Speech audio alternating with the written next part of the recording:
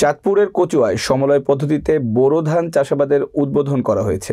শুক্রবার সকালে উপজেলার প্রসন্নকাপ গ্রামের মাঠে রাইস প্লান্টারের মাধ্যমে চারা রোপণ করে এই কার্যক্রমের উদ্বোধন করা হয়। কচুয়ার প্রতিনিধি নাসির উদ্দিনের প্রতিবেদনে বিস্তারিত। আয়োজিত কৃষক সমাবেশে প্রধান অতিথি ছিলেন জেলা প্রশাসক ও বিজ্ঞ জেলা ম্যাজিস্ট্রেট মোহাম্মদ মহসিন উদ্দিন। তিনি বলেন, প্রচলিত রীতিতে বীজতলা তৈরি না করে কৃষি যান্ত্রিকীকরণের যুগোপযোগী পদ্ধতি হচ্ছে সমলয় চাষ। বিভিন্ন সমস্যা ও সংকট থেকে সুরক্ষা দিতে কচুয়ায় কৃষকদের মধ্যে সমলয় চাষাবাদ পদ্ধতিতে ধানের চারা রোপণের উদ্যোগ নিয়েছে সরকার। এরই অংশ হিসেবে সমলয় চাষাবাদ কর্মসূচির আওতায় অত্যাধুনিক প্রযুক্তির মাধ্যমে বোরো ধানের চারা রোপণ কার্যক্রমের উদ্বোধন করা হয়েছে। এবার উপজেলা পর্যায়ে প্রসন্নকাপ গ্রামের ৭২ জন কৃষক ৫০ একর জমিতে সমলয় চাষাবাদ পদ্ধতিতে বোরো ধান চাষ করছেন।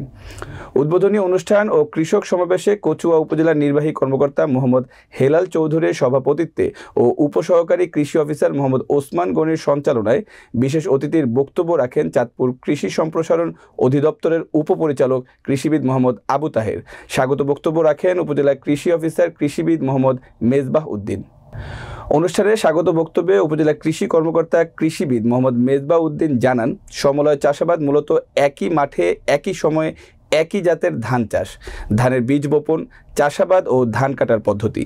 সমলয়ে সকল কৃষক সমান তালে ধান রোপণ থেকে শুরু করে ধান কাটা পর্যন্ত যাবতীয় কাজ করে থাকেন।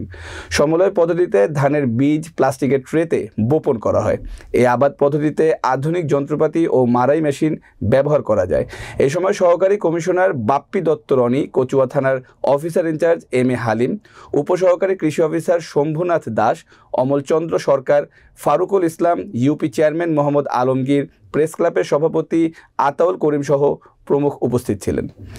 অনুষ্ঠানে কৃষি প্রতিনিধি মাওলানা শাখাওয়াত হোসেন বলেন, সমলয় চাষাবাদ পদ্ধতিতে চাষাবাদ করে কৃষকের লোকসান কমে গেছে, ধান রোপণের খরচও কমেছে। রাইস প্লান্টার মেশিন দিয়ে ধান রোপণ করায় শ্রমিক খরচ সাশ্রয় হয়েছে। সকল চাষি একই সঙ্গে একই পদ্ধতিতে ধানের আবাদ করে থাকি। সমলয় পদ্ধতিতে আবাদ করায় কৃষক উপকৃত হচ্ছে। এতে আমাদের ধানের উৎপাদন বেড়েছে। জমিতে অতিরিক্ত রাসায়নিক সারের ব্যবহার না করেই আমরা চাষাবাদ পদ্ধতি শিখেছি। সরকারের এই উদ্যোগ প্রশংসনীয়।